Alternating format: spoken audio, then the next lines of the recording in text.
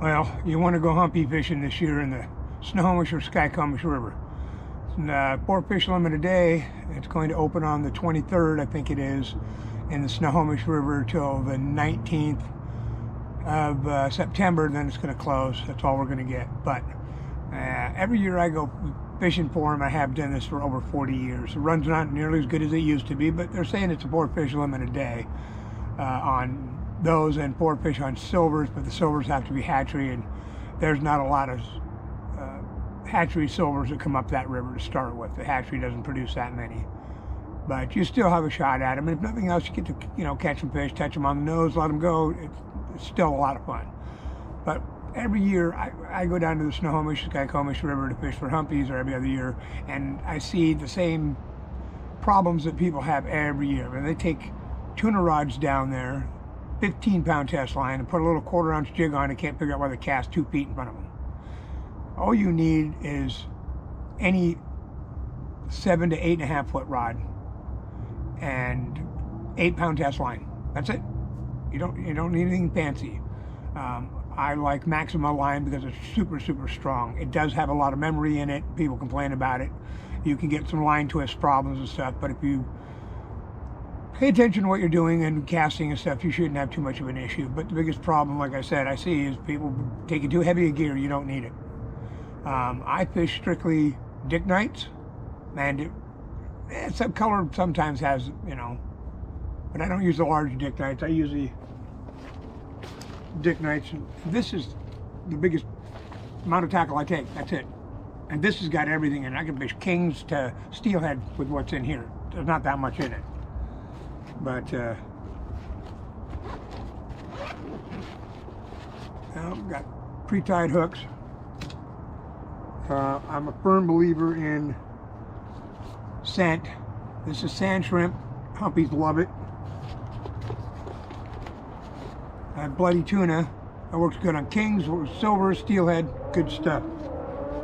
And clear floats. You don't need anything fancy. These are perfect floats. Dick nights, little pink spoons. I carry one little pink spoon. That's all I carry, one. Don't need a lot of them. I've got some dick nights. I don't know if they're in here or not. I don't think they are. Yeah, I do. I throw them in there with my corkies and stuff. Black jig. And then they're in here. I carry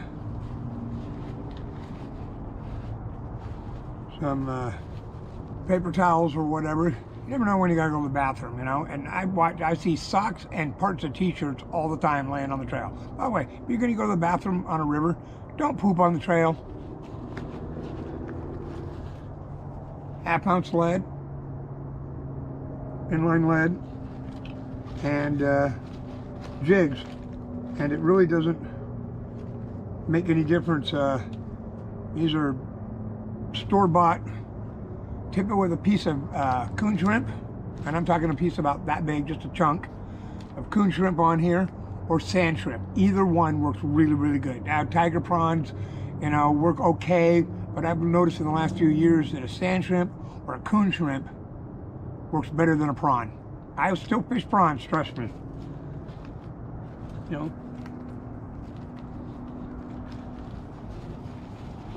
Pocket knife and a pen.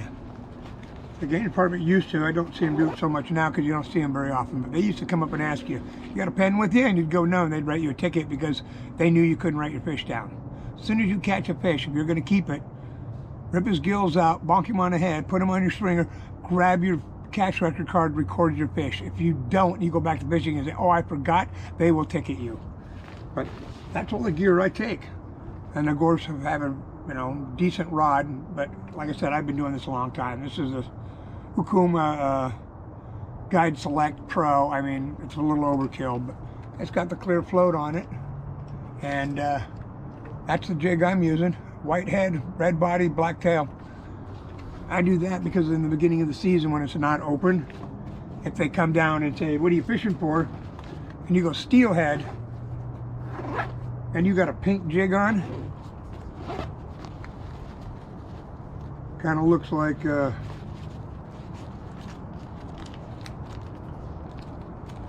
those. I like these because they got Gamakatsu hooks, and having a good hook is everything in the world. They're going to write you a ticket for it. You're not going to lie your way out of it. They know what you're doing. The rule says if it is not legal to keep it, meaning it's out of season or the wrong species, you cannot remove it out of the water. So I put my rubber boots on, I stand in ankle deep water, and if I get the fish up to me, I grab my pliers and I pop the hook. Don't bring forceps with you for like little tiny panfish. Get yourself a decent pair of pliers and use those, needle those. That's all the gear I take with me. Now, and a Gatorade. And my buddy Mike and I are going to go up on the Skycomish to Snohomish River and hook 30 to 50 fish a day, no problem. The rule says too, people don't realize, is if you're using bait, you can't do catch and release. You can only catch your limit, which is 4 fish, and you're done, released or otherwise. So you got to think about that. Haven't seen game department doing much of anything in the last few years, which just tells you a lot right there. But the rivers are low, they're warm right now. We went down last week and didn't see any fish rolling, but I know they're coming because my buddy's been out at Woodby Island just slaying them out there at Driftwood Beach and places like that. So I know the fish are there and I know they're coming, but they got to make it from there to the Snohomish River without being intercepted by nets. I think you know when I say nets who I'm talking about. Talela.